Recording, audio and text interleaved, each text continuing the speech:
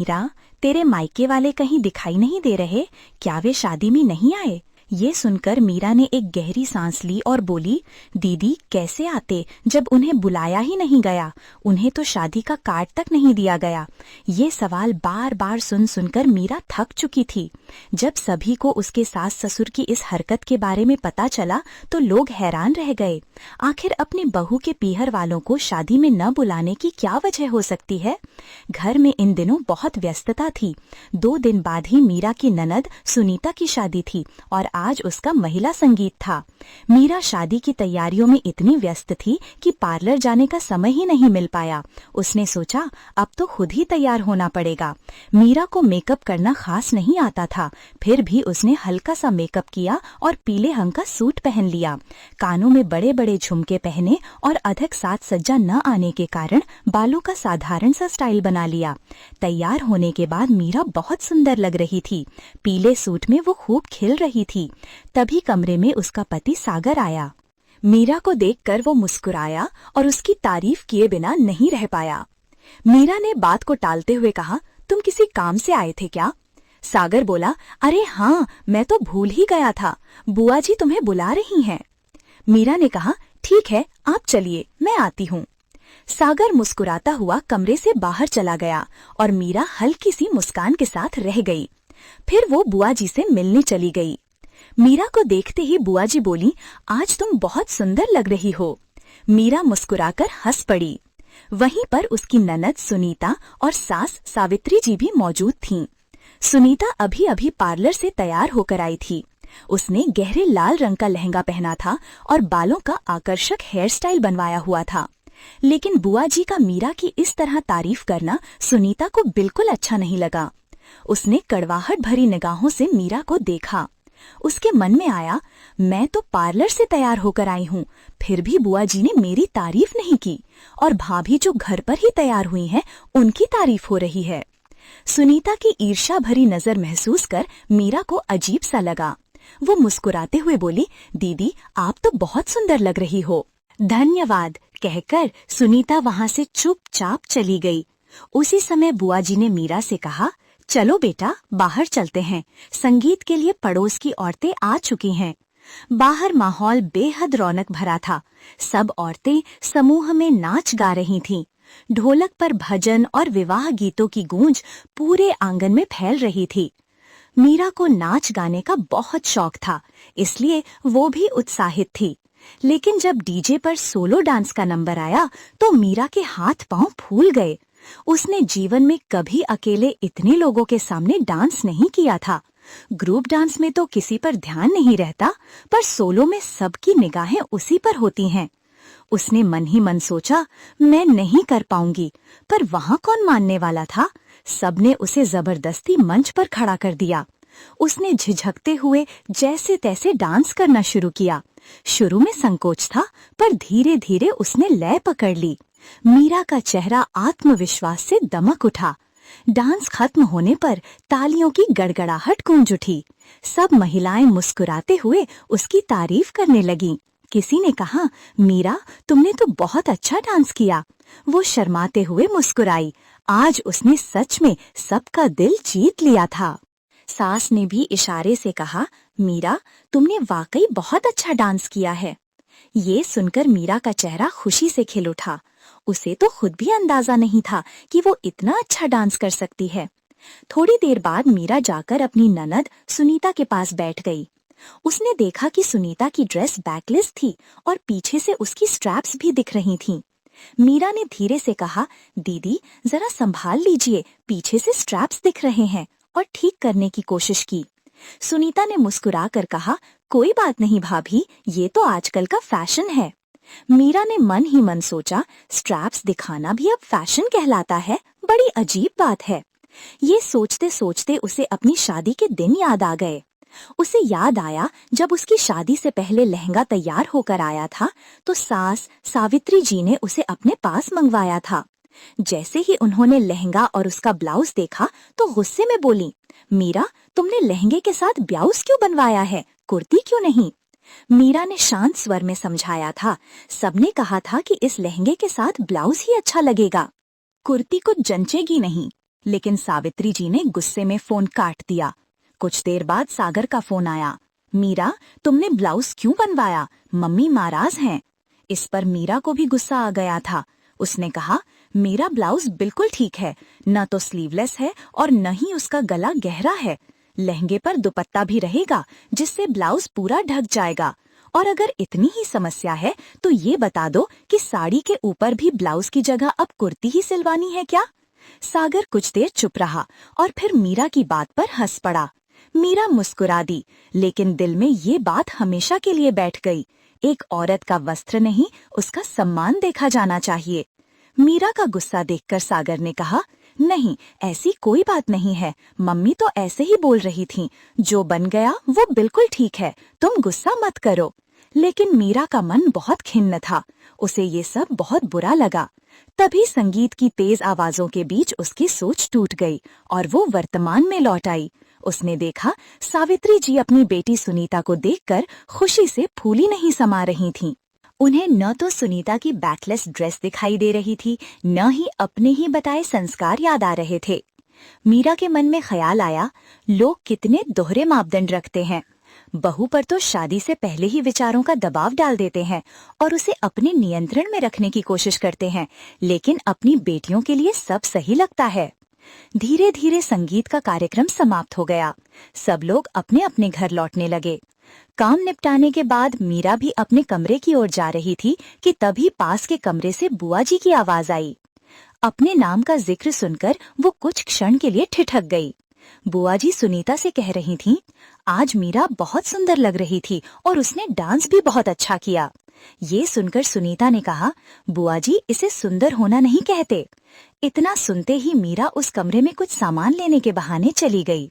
वो अंदर आते ही सुनीता चुप हो गई। मीरा मुस्कुराकर कुछ चीजें उठाई और बिना कुछ कहे अपने कमरे में लौट आई। अंदर आते ही उसका मन और बेचैन हो उठा। उसे सुनीता पर बहुत गुस्सा आया। क्या सुनीता को मुझसे इतनी चिढ़ है कि किसी और से भी मेरी तारीफ नहीं सुन सकती? इसी बीच सागर कमरे में आ गया। मीरा ने सारी बात उसे बता दी और कहा, सागर, आखिर सुनीता को मुझसे क्या परेशानी है? मैंने तो कभी उसके बारे में कुछ गलत नहीं कहा, फिर वो मेरे बारे में इस तरह क्यों बोलती है? और तुम्हारी मम्मी को आज सुनीता की ड्रेस में कुछ गलत नहीं दिखा, लेकिन मेरी शादी से पहले मेरे ब्लाउज पर इतना हंगामा किया था। तुम्हें पता है, सुनीता ने भी अपने लहंगे के साथ ब्लाउज ही बनवाया है। सागर मुस्कुराया और बोला, अरे छोड़ो ना मीरा, सुनीता को तुमसे बस थोड़ा जलन हो रही है। उसकी शादी है, लेकिन सबकी तारीफ तुम्हें मिल रही है, शायद वही बात उसे खल रही है। मीरा चुप रह गई, पर उसके दिल में एक गहरी टीस रह गई। रिश्तों में सच कभी कभी शब्दों से नहीं, नजरियों से झलकता है। तो फिर इसमें भी मेरी गलती है क्या? मीरा ने गुस्से में कहा। सागर मुस्कुराया और बोला, अरे नहीं, इसमें तुम्हारी कोई गलती नहीं है। तुम तो मेरी प्यारी सी सुंदर सी वाइफ हो। मैंने पहले भी कहा है, इन लोगों की बातों पर ध्यान मत दिया करो। एक कान से सुनो और दूसरे से निकाल दो। सागर के प्यार भरे शब्द सुनकर मीरा के चेहरे पर मुस्कान आ गई, लेकिन उसके मन में सवाल अब भी घूम रहे थे। लोग बहू और बेटी में इतना भेदभाव क्यों करते हैं? क्या बहू किसी की बेटी नहीं होती? छोटी छोटी बातों पर टोका टोकी और ताने देने से क्या किसी का सम्मान कम हो जाता है? फिर मीरा ने गहरी सांस ली और सोचा, अब इन बातों को सोचने से क्या फायदा? उसने मन का बोझ हल्का करते हुए सागर को अपने पहले सोलो डांस का पूरा अनुभव हंसते हंसते सुनाना शुरू कर दिया। कुछ ही दिनों बाद सुनीता की शादी का दिन आ गया। पूरे घर में खुशी और रौनक थी। शादी की व्यवस्था एक सुंदर बैंकेट हॉल में की गई थी। आज मीरा ने भी पार्लर जाकर तैयार होने का फैसला किया। वहाँ उसने हल्के नीले रंग का लहंगा चुना, जिस पर गुलाबी रंग का दुपट्टा बेहद सुंदर लग रहा था। नीला लहंगा उसकी गोरी त्वचा और शांत स्वभाव पर खूब खिल रहा था। आज मीरा किसी अप्सरा से कम नहीं लग रही थी। जब सागर उसे पार्लर से लेने पहुंचा तो एक पल के लिए देखता ही रह गया। वो मन ही मन सोच उठा, मेरी पत्नी इतनी खूबसूरत है, मैंने इसे इतने ध्यान से पहले देखा ही नहीं था। गाड़ी में बैठकर बैंकेट हॉल जाते समय सागर ने कहा, आज तुम बहुत सुंदर लग रही हो। मीरा मुस्कुरा कर बोली, सच में? बस मेरा मन रखने के लिए तो नहीं कह रहे? सागर ने हंसते हुए जवाब दिया, नहीं, मैं सच कह रहा हूँ। पार्लर में जो बाकी लेडीज तैयार हो रही थीं, वे भी यही कह रही थीं कि तुम कितनी खूबसूरत लग रही हो। अब तो यकीन आ गया कि मैं झूठ नहीं बोल रहा।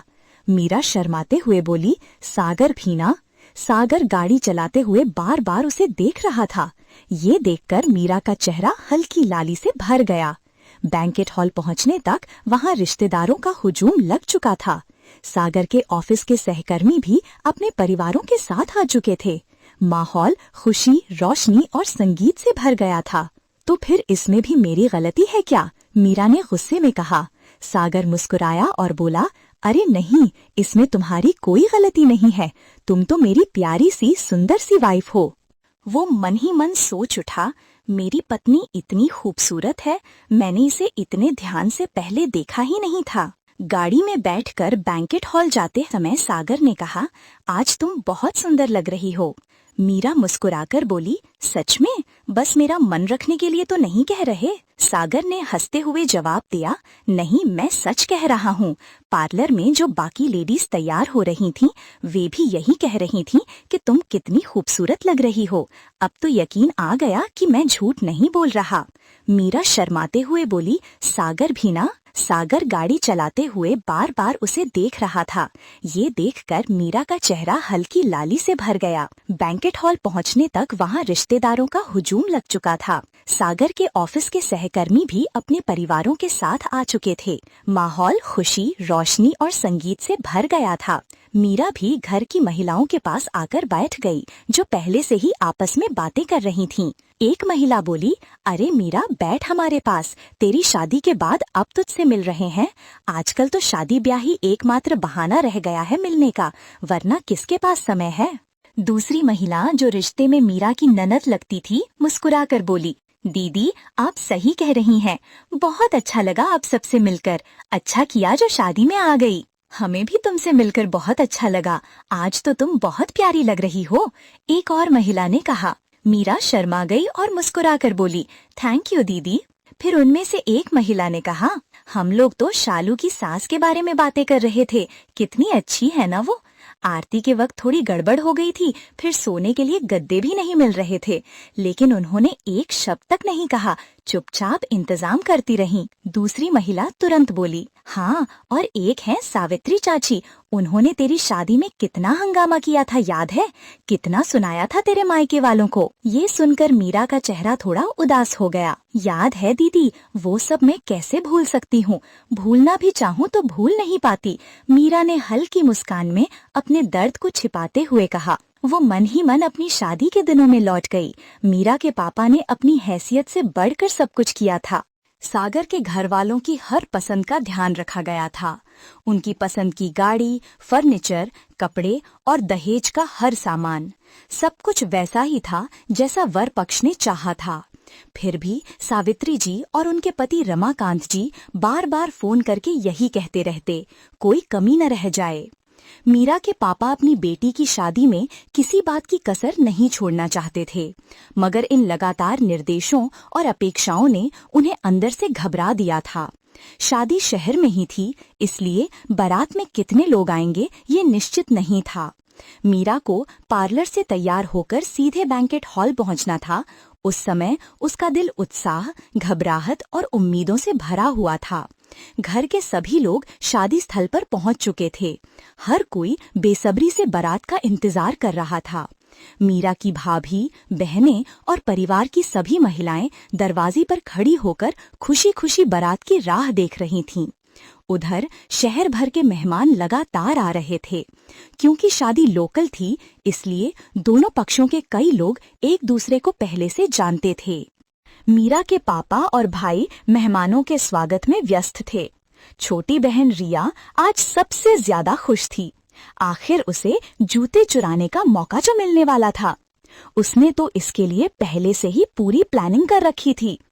इसी बीच ढोल नगाड़ों और बैंड बाजे के साथ नाचती गाती बारात भी आ पहुंची। रिबन कटाई की रस्म पूरी हुई और अब दूल्हे की आरती की तैयारी शुरू की जाने लगी। लेकिन तभी गड़बड़ हो गई। लकड़ी की पटरी घर पर ही भूल गए थे। बस इतना सुनते ही सावित्री जी भड़क उठी। वे जोर जोर से चिल्लाने लगीं। इतनी भी अक्ल नहीं है कि दूल्हे की आरती में पटरी रखनी होती है। रीति रिवाजों का कुछ पता नहीं। बारात का ढंग से स्वागत करना भी नहीं आता। अगर शादी की तैयारी ढंग से नहीं कर सकते थे तो शादी करनी ही क्यों थी। उनके मुंह से जो आ रहा था बस बोले जा रही थीं। मीरा की भाभी, बहन और घर वाले चुपचाप सिर झुकाए खड़े रहे। बारात में आए मेहमान भी एक दूसरे की ओर अजीब नजरों से देखने लगे। वातावरण एकदम असहज और शर्मिंदगी भरा हो गया था। पर सावित्री जी का गुस्सा ठंडा होने का नाम ही नहीं ले रहा था। छोटी रिया तो लगभग रोने लगी। उसे वहां खड़ा भी नहीं हो पा रहा था। सबकी नजरों के सामने ये तमाशा चलता रहा। आखिरकार सावित्री जी की बहन आगे आईं। उन्होंने किसी तरह उन्हें शांत कराया और अलग ले जाकर समझाया। तभी जाकर थोड़ी शांति हुई। जल्दी जल्दी दूल्हे की आरती की रस्म पूरी की गई, लेकिन अब शादी का उत्साह जैसे अचानक हवा हो गया था। मीरा का भाई पंकज चुपचाप सागर को स्टेज तक ले गया और माहौल में कुछ कह न सकने वाला बोझ रह गया। लेकिन तब तक माहौल में एकदम सन्नाटा पसर चुका था। सावित्री जी के व्यवहार से सभी हैरान थे। आखिर कोई अपने इतने रिश्तेदारों और मेहमानों के सामने दुल्हन वालों को इस तरह कैसे डांट सकता है। पर सावित्री जी को अपने किए पर जरा भी पछतावा नहीं था। पंकज का दोस्त सुनील ये सब देखकर खुद को रोक नहीं सका। वो पंकज के पास आया और बोला, यार कैसे लोगों में तुमने अपनी बहन की शादी कर दी। ये तो बहुत घटिया लोग निकले। पंकज ने भारी मन से जवाब दिया, हमने तो इनके बारे में ठीक से पूछताछ की थी, तब तो सब सही लग रहा था। सुनील ने सिर हिलाते हुए कहा, देख ले, मुझे तो ये लोग बिल्कुल ठीक नहीं लगते। सुनील की बातों ने पंकज के मन की बेचैनी और बढ़ा दी। वो सोचने लगा, जो औरत इतने लोगों के बीच अपनी बहू के घर वालों को इस तरह अपमानित कर सकती है, वो अपने घर में क्या करती होगी। मीरा कैसे रहेगी वहाँ। इसी चिंता में डूबा वह ये सब सोच ही रहा था कि तभी मीरा पार्लर से तैयार होकर बैंकेट हॉल पहुंच गई। शादी की सभी रस्में चल रही थीं, पर मीरा को कुछ अजीब महसूस हो रहा था। माहौल में एक अजीब सा सन्नाटा था। किसी के चेहरे पर खुशी नहीं थी।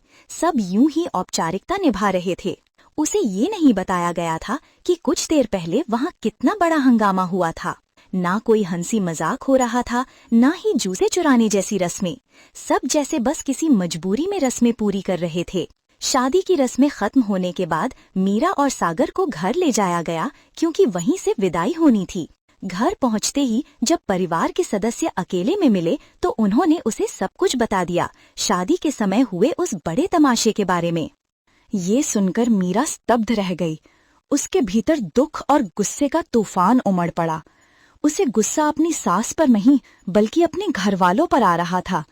उन्होंने चुप्पी क्यों साध ली। उन्हें जवाब देना चाहिए था। मुझे पहले क्यों नहीं बताया गया।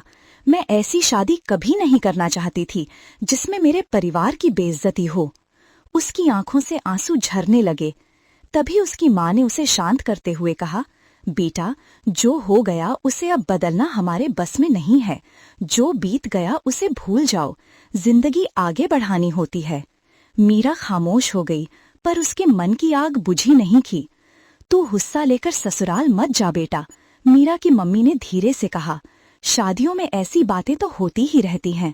अब शादी हो गई है, इसलिए इसे अच्छे से निभाना। मीरा चुपचाप अपनी माँ की बातें सुनती रही। आज पहली बार उसे अपने ही अस्तित्व पर अफसोस हो रहा था। उसे लगता था मानो उसी की वजह से उसके परिवार को इतना अपमान सहना पड़ा। उसके मन में सवाल उठ रहे थे। क्या लड़की के माता पिता होना इतना बुरा होता है? क्या उनकी कोई इज्जत नहीं होती? भारी मन से मीरा विदाई के क्षण में अपने घर को छोड़कर चली गई। मीरा कहाँ खो गई? उसकी ननद ने उसे हल्का सा छूकर पूछा तो वो वर्तमान में लौट आई। कुछ नहीं दीदी, बस ऐसे ही कुछ सोच रही थी। मीरा ने मुस्कुराने की कोशिश की, मगर उस मुस्कान के पीछे का दर्द साफ झलक रहा था। उसी समय एक महिला जो रिश्ते में उसकी जेठानी लगती थी बोली, मीरा, तेरे मायके वाले कहीं दिखाई नहीं दे रहे? क्या वे शादी में नहीं आए? मीरा ने गहरी सांस लेते हुए कहा, दीदी कैसे आते जब उन्हें बुलारा ही नहीं गया। उन्हें तो शादी का कार्ड तक नहीं दिया गया। मीरा का स्वर टूटने लगा था। अब तक कई रिश्तेदार उससे यही सवाल पूछ चुके थे और हर बार जवाब देते देते उसका मन और भारी हो जाता था।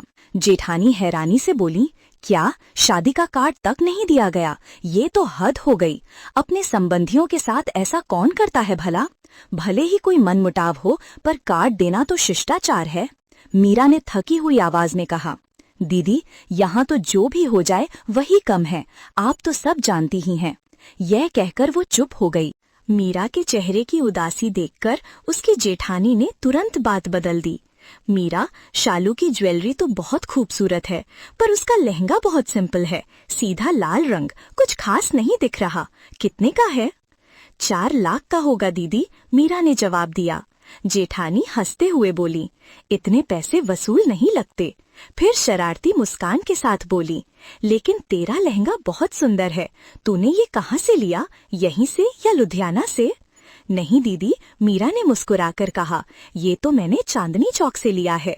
मेरी एक सहेली फैशन डिजाइनर है, उसी ने दिलवाया था। उसे कपड़ों और फैशन की अच्छी जानकारी है। हाँ, वो तो दिख रहा है, जेठानी ने संतुष्ट होकर कहा, और पहली बार उस माहौल में थोड़ी सी सहजता लौट आई। नीले रंग का सेट भी कुछ अलग हटके है, जेठानी मीरा के लहंगे को निहारते हुए बोली। ऐसी ही छोटी छोटी बातों के बीच कब विदाई का समय आ गया, किसी को पता ही नहीं चला। शालू की विदाई के समय सावित्री जी का चेहरा उदास था। सागर की आवाज में पछतावा था। पता नहीं जिस बात के लिए उन्होंने हमारी शादी में इतना हंगामा किया, शालू की शादी में उन्होंने उससे भी बड़ी गलतियां कर दी। क्या उन्हें एहसास हुआ होगा कि उन्होंने मेरे परिवार के साथ कितना गलत किया था? कुछ पल की खामोशी के बाद सागर ने गहरी सांस ली। शायद भगवान ने उन्हें वही स्थिति दिखा दी जिसमें वे दूसरों को डालती थीं। लेकिन नहीं, मीरा ने बीच में कहा, आवाज में तीखापन था। नहीं सागर, उन्होंने कुछ नहीं समझा। अगर थोड़ा सा भी एहसास होता तो मेरे परिवार को शालू की शादी में बुलाना तो दूर, उनका कार्ड तक नहीं रोकती। क्या इस घर में मेरा इतना भी सम्मान नहीं बचा था? उसकी आंखें डबडबा गई थीं। मैं लोगों के सवालों का जवाब देते देते थक गई हूँ सागर। हर कोई पूछता है कि मेरे मायके वाले क्यों नहीं आए। क्या कसूर था मेरे पापा का? उन्होंने हर बार सम्मान से सिर झुकाया, फिर भी उन्हें अपमान ही मिला। मीरा की आवाज टूटने लगी थी। सागर ने चुपचाप उसका हाथ पकड़ा। ना कोई सफाई दी, ना कोई वादा किया, बस उसकी आंखों में देखकर धीरे से कहा, अब और किसी को तुम्हें रुलाने नहीं दूंगा मीरा, क्योंकि उन्होंने इतने सालों में पहली बार अपनी बेटी का पक्ष लिया था, और जब उनके गलत व्यवहार को सुनने से इनकार किया तो उसका बदला उन्होंने पूरे समाज के सामने लिया। मीरा की आंखों में गुस्सा और आंसू एक साथ थे। वो बोली, उन्हें जरा भी शर्म नहीं आई। मेरा भाई हर साल दीपावली पर उनके घर जाता रहा, पर वो उससे ठीक से बात तक नहीं करती थी। मैं उसे मना करती थी, मत जा भाई, क्या जरूरत है बार बार अपमान सहने की, पर वो कहता था कि रस्म निभाने के लिए ये सब करना पड़ता है। मीरा अब आग बबूला हो चुकी थी। बोलते बोलते उसकी आंखों से आंसू बहने लगे। वो हमेशा मेरे और मेरे परिवार की बेइज्जती करती रही हैं सागर। हमारी शादी में भी यही किया और अब सुनीता की शादी में भी वही दोहराया। जब से मैं इस घर में आई हूँ, उनका रवैया मेरे प्रति हमेशा अपमानजनक रहा है। पर अब बहुत हो गया, मैंने बहुत निभा लिया, अब और समझौता नहीं करूंगी, मीरा ने दृढ़ स्वर में कहा और आंसू पोंछ दिए।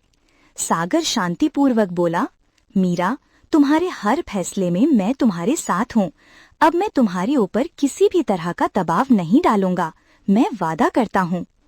अगले दिन सागर ऑफिस चला गया। मीरा रोज की तरह घर के कामों में लग गई, मगर उसका मन अब भी उथल पुथल में था। गुस्सा अभी शांत नहीं हुआ था। वो मन में सोचती रही, अगर मैं उस शादी में ना जाती तो क्या फर्क पड़ता? लोग बातें जरूर बनाते, पर कम से कम सास ससुर के अहंकार को चोट तो लगती।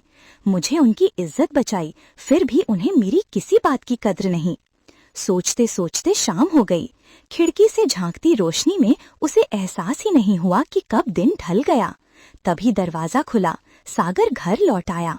मीरा के चेहरे पर अब भी नाराजगी थी। सागर ने उसके तेवर देखकर धीमी आवाज में कहा, मीरा, जो हो गया उसे मैं बदल तो नहीं सकता, पर वादा करता हूँ आगे से ऐसा कभी नहीं होगा। मीरा ने कड़वाहट भरे स्वर में कहा, आप हमेशा यही कहते हैं, आगे से ऐसा नहीं होगा, लेकिन हर बार वही होता है। मुझे अब आपसे कोई बात नहीं करनी। यह कहकर वो चुपचाप रसोई की ओर चली गई। सागर वहीं दरवाजे पर खड़ा उसे देखता रहा। शायद पहली बार उसे महसूस हुआ कि ये चुप्पी शब्दों से अधिक भारी है। अच्छा, मैं तुम्हें एक ऐसी बात बताऊंगा कि तुम खुश हो जाओगी, सागर मीरा को छेड़ते हुए बोला। मीरा ने मुंह फेरते हुए कहा, मुझे आपकी कोई बात नहीं सुननी। सागर मुस्कुराया, कोई बात नहीं, हम तो दीवारों को सुना देते हैं। तो सुनो दीवारों, मेरे बॉस और उनकी पत्नी भी शादी में आए थे। जब उनकी पत्नी ने तुम्हें देखा तो उन्होंने तुम्हें ही दुल्हन समझ लिया। फिर मेरे बॉस ने उन्हें समझाया कि भाई ये दुल्हन नहीं, सागर की वाइफ है। आज उन्होंने ऑफिस में हंसते हंसते मुझे ये बात बताई थी। सागर की ये बात सुनकर मीरा चुपचाप मुस्कुराने लगी। ये देखकर सागर ने हंसते हुए कहा, दीवारों, अब तो सिद्ध हो गया कि पत्नी चाहे जितनी नाराज क्यों ना हो, लेकिन अपनी सुंदरता की तारीफ सुनकर हमेशा खुश हो जाती है। अभी बताती हूँ मैं आपको, मीरा बोली और तकिया उठाकर सागर की तरफ फेंक दिया। सागर हंसते हंसते उठ खड़ा हुआ और उससे बचने के लिए कमरे के दूसरी तरफ भाग गया। कमरे में कुछ देर तक हंसी मजाक का माहौल बना रहा। देखते ही देखते उनकी शादी को 1 साल बीत चुका था और अब मीरा के जीवन में एक नई खुशखबरी आई थी। वो 3 महीने की गर्भवती थी। दोनों के चेहरे पर खुशी साफ झलक रही थी। हालांकि डॉक्टर ने मीरा को बेड रेस्ट की सलाह दी थी, फिर भी वो घर के छोटे मोटे काम करती रहती थी। उसकी तबीयत कुछ दिनों से ठीक नहीं चल रही थी, पर वो सब कुछ सामान्य रखने की कोशिश करती थी। इसी बीच सुनीता की सास को भी मीरा की तबीयत का पता चला। उन्होंने स्नेहपूर्वक फोन करके हालचाल पूछा। औपचारिक बातों के बाद वे धीरे से बोली, मीरा, एक बात पूछूं, क्या आप लोगों के यहाँ ये रिवाज है कि करवा चौथ पर लड़की अपने मायके में रहती है और दामाद भी उसके साथ होता है? मीरा ने हैरानी से पूछा। नहीं आंटी जी, ऐसा तो कोई रिवाज नहीं है, पर आप ऐसा क्यों पूछ रही हैं? सुनीता की सास बोली, अरे तुम्हारी सास का फोन आया था। वो कह रही थी कि करवा चौथ आने वाला है तो हमारे यहाँ रिवाज है कि बहू अपने मायके में रहती है और बेटा भी उसी के साथ। मुझे थोड़ी हैरानी हुई, इसलिए सोचा तुमसे पूछ लूं। मीरा कुछ पल के लिए चुप रह गई। उसके चेहरे पर हल्की मुस्कान थी। आंटी जी, रिवाज तो नहीं है, पर बहाने बहुत हैं। लाइन के उस पार से भी हल्की सी हंसी गूंज उठी। आंटी जी, मेरे समय में तो ऐसा कोई रिवाज नहीं था, अब बन गया हो तो मैं कह नहीं सकती। मीरा को अपनी सास की बात सुनकर हैरानी हुई। कोई बात नहीं मीरा, तुम अपना ध्यान रखना, सब ठीक हो जाएगा। मैं फोन रखती हूँ। जी आंटी जी, नमस्ते। नमस्ते बेटा। फोन कट कर गया, पर मीरा कुछ देर वहीं बैठे बैठे सोचती रह गई। कैसे लोग हैं ये, उसने मन में कहा। हर चीज को अपने हिसाब से बदल लेते हैं। मुझे तो मेरी पहली करवा चौथ पर मेरे घर तक जाने नहीं दिया था, तब तो ऐसा कोई रिवाज नहीं था। अब दामाद को साथ रखने का भी बहाना बना लिया।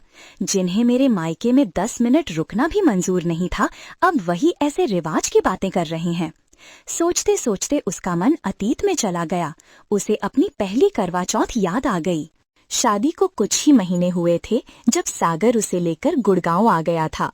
पहली करवा चौथ नजदीक थी और सावित्री जी बहुत खुश थीं। उन्होंने बड़े उत्साह से कहा था, मीरा, ये तुम्हारी पहली करवा चौथ है। मैं तुम्हें सारी पूजा विधियां सिखाऊंगी ताकि आगे से तुम सब कुछ अपने आप अच्छे से कर सको। लेकिन मीरा का मन नहीं मान रहा था। शादी के वक्त सावित्री जी के बर्ताव ने उसके भीतर एक कसक छोड़ दी थी। वो उनके पास नहीं जाना चाहती थी। मीरा ने सागर से कहा, मैं करवा चौथ पर अपने मायके जाना चाहती हूँ। माँ मुझे पूजा की सारी विधियाँ अच्छे से सिखा देंगी। वैसे भी घर गए हुए काफी समय हो गया है। मुझे मम्मी पापा से मिलने की बहुत इच्छा हो रही है।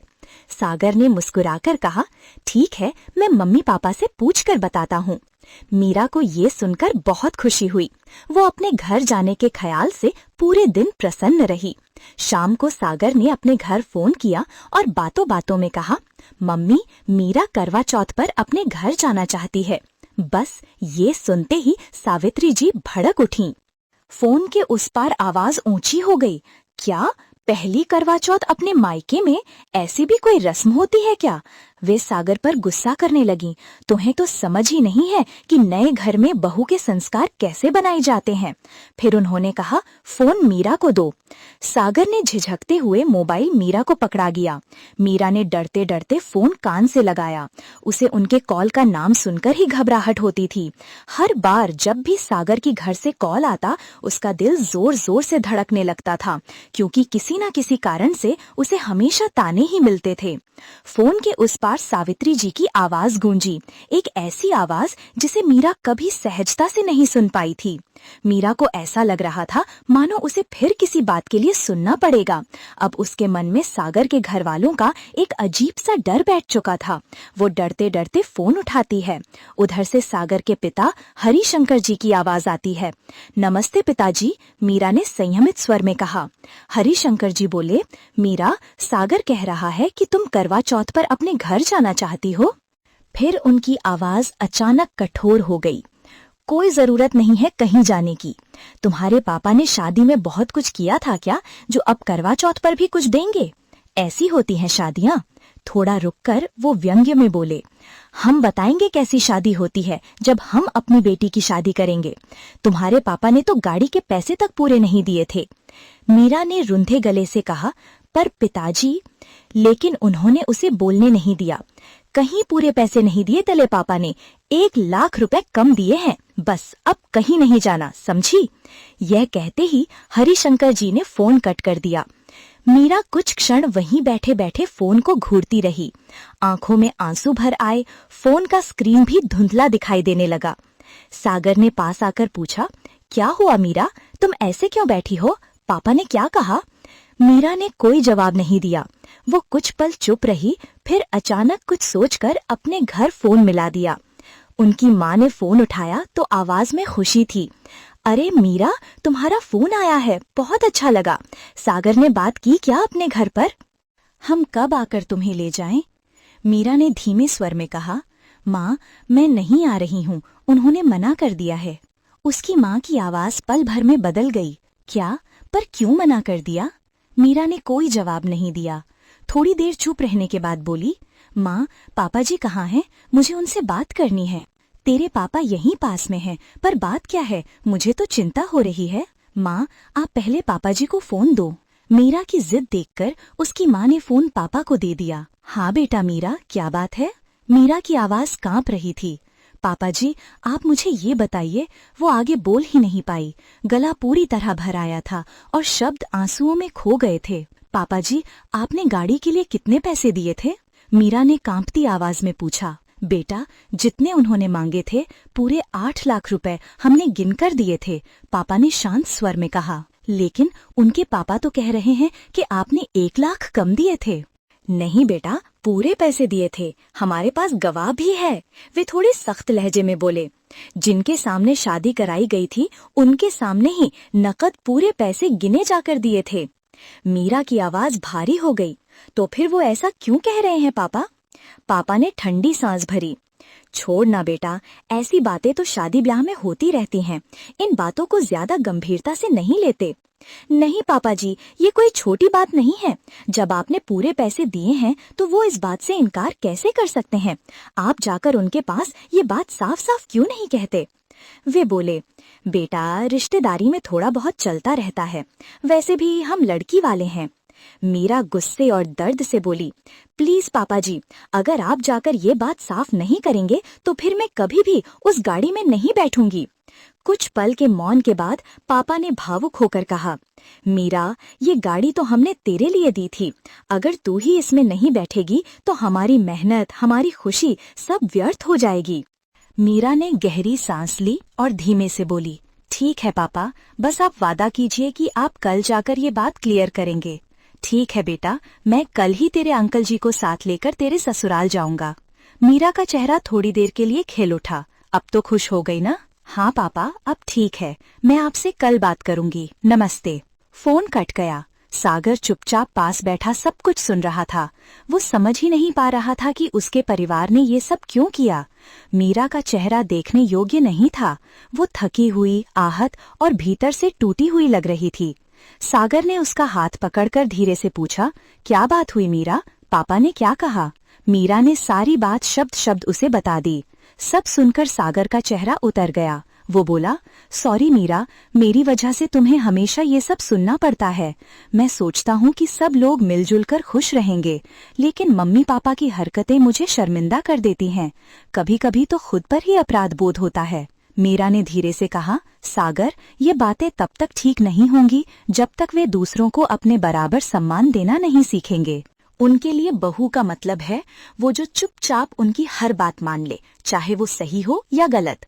अगर बहू ने अपनी कोई बात रख दी तो उसे जवाब देने वाली माना जाता है, और लड़की वालों की तो कोई इज्जत होती ही नहीं, क्योंकि वो लड़की वाले हैं। मीरा की आंखें फिर भर आईं। एक पल बाद वो आंसू पोंछकर हल्की हंसी में बोली, हाँ हाँ, मीरा तो हमेशा गलत ही ठहराई जाएगी। सागर ने उसकी ओर देखा। उसकी मुस्कान में छिपे दर्द को देखकर वो कुछ बोल ही नहीं सका। मीरा, संभालो खुद को, क्या कर रही हो तुम? सागर ने चिंतित होकर कहा। अगर तुम्हें अपने घर जाना है तो मैं छोड़ देता हूँ। मीरा ने आंसू पोंछते हुए सिर हिलाया। मुझे कहीं नहीं जाना है सागर। कभी कभी मन करता है सब खत्म कर दूं, मर जाऊं, ताकि सारी परेशानियां हमेशा के लिए खत्म हो जाएं। मेरे परिवार की बेइज्जती खत्म हो, ये दुख खत्म हो जाएं। लेकिन क्या मैं वाकई सुकून से मर सकती हूँ? अगर मैं मर भी जाऊं तो क्या सब ठीक हो जाएगा? नहीं, तब भी लोग यही कहेंगे, शादी के बाद लड़की ने आत्महत्या कर ली, जरूर किसी और के साथ चल रहा होगा, लड़की में ही कोई कमी रही होगी। फिर भी सुनना तो मेरे परिवार को ही पड़ेगा। वो रुककर बोली, और अपने मम्मी पापा का ख्याल आता है, जिन्होंने मेरी हर छोटी से छोटी इच्छा पूरी की, मुझे इतना प्यार दिया। क्या मैं उन्हें इतना बड़ा दुख दे सकती हूँ? नहीं सागर, मैं ये सब डिजर्व नहीं करती। सागर ने नरमी से उसका चेहरा उठाया और आंसू पोंछते हुए पूछा, और मैं मीरा, तुम्हें मेरा ख्याल नहीं आता? मीरा ने कड़वे स्वर में कहा, आपका क्या है? आप तो अपनी मम्मी पापा की पसंद से फिर दूसरी शादी कर लेंगे। सागर ने उसकी आंखों में देखते हुए दृढ़ता से कहा, मुझे कोई दूसरी फूसरी शादी नहीं करनी। मैं अपनी इसी जिंदगी में, अपनी इसी शादी में खुश रहना चाहता हूँ। बस सब ठीक हो जाए। वो कुछ पल खामोश रहा, फिर बुदबुदाया, मुझे तुम्हें वो फोन ही नहीं देना चाहिए था।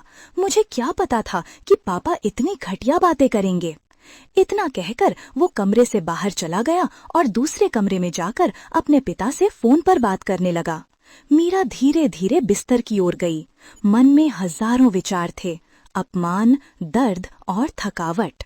वो बिस्तर पर लेट गई और रोते रोते कब नींद की गोद में चली गई उसे खुद भी पता नहीं चला। थोड़ी देर बाद सागर कमरे में लौटा। उसने देखा मीरा नींद में भी आंसुओं से भीगा चेहरा लिए सोई हुई थी। वो चुपचाप आगे बढ़ा और उसे कंबल ओढ़ा दिया। मीरा को सोता देख सागर के मन में एक टीस सी उठी। कितनी खुश थी मेरी मीरा, अपने घर जाने के लिए कितनी उत्सुक थी, और एक फोन, बस एक फोन ने उसकी सारी खुशियां छीन ली। सागर मीरा के सिरहाने बैठा था। उसने प्यार से उसके बालों में हाथ फेरते हुए धीरे से कहा, मीरा, मुझे माफ कर दो, ये सब मेरी गलती है। वो तुमसे इतना कुछ इसलिए कह पाते हैं क्योंकि मैंने उन्हें कभी रोका टोका नहीं। हमेशा यही सोचता रहा कि वो मेरे मम्मी पापा हैं, उनके प्रति मेरा कर्तव्य है, पर अब और नहीं। उसने मीरा के चेहरे की तरफ देखा और गंभीर आवाज में कहा, अब मेरी तुम्हारे प्रति भी जिम्मेदारियां हैं। मैंने आज उन्हें साफ कह दिया है। अब अगर कुछ कहना है तो मुझसे कहें, तुमसे नहीं। अब मैं तुम्हें किसी से कुछ नहीं सुनने दूंगा, ये मेरा वादा है तुमसे। मीरा ने आंखें खोली लेकिन कुछ नहीं कहा, बस आंखों से आंसू निकले और सागर की हथेली पर गिर पड़े। अगले दिन भोर होते ही मीरा की नींद खुल गई। वो चुपचाप बालकनी में जाकर खड़ी हो गई। ठंडी हवा बह रही थी। उसने दोनों हाथों से खुद को हल्का सा समेट लिया। आसमान में उड़ते पक्षी उसे बहुत अच्छे लग रहे थे। पंछियों की चहचहाहट किसी सुकून भरी धुन जैसी लग रही थी। वो सोचने लगी, काश मैं भी एक पक्षी होती, इस आसमान में उड़ती, बिना किसी की परवाह किए, बस अपने मन के मुताबिक। वो एक गहरी सांस लेकर आसमान की ओर देखने लगी। पीछे से सागर आकर धीरे से उसके गले में अपनी बाहें डालता है। क्या सोच रही हो? उसने स्नेह भरे स्वर में पूछा। मीरा ने हल्की मुस्कान के साथ कहा, कुछ नहीं, बस इन पक्षियों को देख रही थी। चलो तुम तैयार हो जाओ, मैं सोच रहा था आज ऑफिस से छुट्टी ले लूं और तुम्हें कहीं घुमाने ले चलूं। मीरा ने सिर हिलाते हुए कहा, नहीं, उसकी कोई जरूरत नहीं है, मेरा कहीं जाने का मन नहीं है, आप ऑफिस चले जाइए। सागर ने थोड़ा रुक कर कहा, ठीक है, पर फिर कभी जरूर चलेंगे, वादा रहा। मीरा ने शांत स्वर में कहा, हाँ, आप ऑफिस जाइए। सागर कुछ क्षण उसे देखता रहा। तुम उदास लग रही हो, उसने चिंता से कहा। नहीं, मैं ठीक हूँ, आप फिक्र मत कीजिए। पर मुझे तो ऐसा नहीं लग रहा, सागर बोला। मीरा ने निगाहें झुकाते हुए जवाब दिया, आप जानते हैं ना, मुझे थोड़ा समय लगता है, बस। सागर ने उसके कंधे पर हाथ रखा और धीमे से कहा, मैं इंतजार करूंगा मीरा, तुम्हारे मुस्कुराने का। फिर वो चुपचाप कमरे से बाहर चला गया। पर मैं ठीक हो जाऊंगी, मीरा ने खुद को संभालते हुए कहा। कल के बारे में? सागर ने धीरे से पूछा। मीरा ने निगाहें झुकाई। देखिए, अभी मुझे इस बारे में कोई बात नहीं करनी है। अच्छा ठीक है, सागर बोला, जब तुम्हारा मन होगा तब बात करेंगे। ठीक है, मीरा ने सिर हिलाकर जवाब दिया। सागर तैयार हुआ, नाश्ता किया और ऑफिस चला गया। मीरा यूं तो घर के कामों में लगी थी, पर उसकी निगाहें बार बार दीवार पर लगी घड़ी की ओर जा रही थीं। उसे लग रहा था मानो आज समय के कांटे थम गए हों। आज घड़ी इतनी धीरे क्यों चल रही है? वो खुद से बुदबुदाई। वो एक बार अपने घर फोन कर चुकी थी। माँ ने बताया था कि पापा बाबूलाल अंकल के साथ ससुराल गए हैं, बात साफ करने के लिए। दोपहर के 2 बज रहे थे जब फोन की घंटी बजी। मीरा का दिल जोर से धड़क उठा। माँ का फोन था। उसने बेसब्री से रिसीवर उठाया। मम्मी, बात क्लियर हो गई क्या? हाँ बेटा, हो गई। माँ की आवाज में सुकून था। जैसे ही तेरे पापा घर लौटे, उन्होंने सबसे पहले कहा, मीरा को फोन करो। ये लो, बात कर ले अपने पापा से। पापा फोन पर आए। हेलो पापा जी, नमस्ते, मीरा बोली। सारी बात क्लियर हो गई ना? पापा ने हंसते हुए जवाब दिया, हाँ बेटा, सब साफ हो गया, लेकिन पहले तू एक सांस ले तो सही। मीरा की आवाज कांपते हुई निकली। पता नहीं पापा, आपने ये कहा ना, अब जाकर मैं चैन की सांस ले पा रही हूँ, वरना कल से जैसे मेरा दम ही घुट रहा था। पापा ने स्नेह से कहा, बेटा तू ऐसे परेशान मत हुआ कर, हम है ना तेरी हर परेशानी को दूर करने के लिए। मीरा की आंखें भर आईं। जानती हूँ पापा, तभी तो अब भी जी पा रही हूँ। इतना कहकर वो कुछ देर के लिए चुप हो गई। फिर पूछा, पर पापा जी, आपने उन्हें यकीन कैसे दिलाया? पापा मुस्कुराए, ये तो सब बाबूलाल जी का कमाल है। ऐसा क्या किया हरी अंकल ने? मीरा ने उत्सुकता से पूछा। बेटा तू जानती है ना, तेरे ससुराल वालों ने शादी से पहले अपनी सारी डिमांड पेपर पर लिख कर दी थी, और क्योंकि बाबूलाल जी हमारे जानकार थे और उसी समय बिचौलिया भी, तो मैंने सारा सामान और गाड़ी के पैसे उन्हीं से दिलवाए थे। उन्होंने जब सब चीजें दी तो तेरे ससुर को वही पेपर दिखाकर उससे सभी बिंदु मिलवाए, और जब हर बात उनकी मांग के अनुसार निकली तो उसी पेपर पर उनसे हस्ताक्षर भी लिए थे कि उन्हें हमारी ओर से सब कुछ मिल चुका है। आज वही पेपर काम आ गया मीरा, पापा ने गर्व से कहा। मीरा के होठों पर मुस्कान आ गई। वाह पापा जी, बाबूलाल अंकल ने तो कमाल कर दिया। हाँ बेटा, पापा हंसकर बोले, आज उन्हीं की वजह से हम ये साबित कर पाए कि हमने अपनी बेटी की शादी इज्जत से की है, वरना तू तो उस गाड़ी में कभी नहीं बैठती जो हमने तेरे लिए दी थी। मीरा चुप हो गई। उसकी आंखों से राहत के आंसू बह निकले। तभी पापा बोले, देख मीरा बेटा, कोई कुछ भी कहे, तू हमारे लिए अनमोल है। हमने तेरी शादी की है, तुझे छोड़ा नहीं है। मीरा ने भावुक होकर कहा, पापा जी, यही सुनने की मुझे सबसे ज्यादा जरूरत थी। अगर हम उनकी गलत बातें बर्दाश्त करते हैं तो सिर्फ तेरी खुशी के लिए करते हैं बेटा, पापा ने नरम लेकिन दृढ़ स्वर में कहा। और अगर तू ही खुश नहीं तो इन सब का क्या फायदा? मीरा ने रोंधे गले से कहा, अगर आप सच में मुझे खुश देखना चाहते हैं तो मुझसे वादा कीजिए कि आगे से आप उनकी गलत बात कभी बर्दाश्त नहीं करेंगे, चाहे कुछ भी हो जाए। पापा मुस्कुराए। ठीक है बेटा, वादा रहा। हमारी खुशियाँ तो बस इसी में है कि तू हमेशा मुस्कुराती रहे। फिर उन्होंने स्नेह से कहा, अच्छा अब जल्दी फोन रख और कुछ खा ले, सुबह से तूने कुछ नहीं खाया होगा। मीरा हंस पड़ी। आपको कैसे पता? अरे क्या अपनी बेटी को हम नहीं जानते? पापा की आवाज में वही पुराना अपनापन झलक रहा था। पापा जी, आप दुनिया के सबसे अच्छे पापा हैं और तू दुनिया की सबसे प्यारी बेटी, उन्होंने कहा। फोन रखने के बाद मीरा को जैसे किसी ने बोझ से मुक्त कर दिया हो। उसका मन हल्का लगने लगा। वो धीरे धीरे वर्तमान में लौट आई। उसे अचानक अपनी पहली करवा चौथ याद आ गई, जब उसे अपने घर जाना था और इन लोगों ने पैसों को लेकर उसे ताने देना शुरू कर दिया था। वो मन ही मन सोचने लगी, पता नहीं इन लोगों के दोहरे मापदंड कब खत्म होंगे। उसके होंठों पर एक कड़वी मुस्कान आ गई। उसे वो दिन भी याद आया जब उसने सास को बताया था कि वो अंडे खाती है। सावित्री जी ने तुरंत चिढ़ते हुए कहा था, अगर हमें पहले पता होता कि तुम अंडे खाती हो तो हम कभी ऐसी लड़की से अपने बेटे की शादी नहीं करते। हमारे घर में अंडे खाना पाप माना जाता है। मीरा ने उसी दिन से अंडे खाना छोड़ दिया था, बस इसलिए कि घर में कोई तनाव ना बने, पर दिल में एक टीस रह गई थी। ये बात अलग थी कि वही सास सुनीता को अपने सामने बैठकर एगरोल खाते हुए देखती और एक शब्द भी नहीं कहती थी।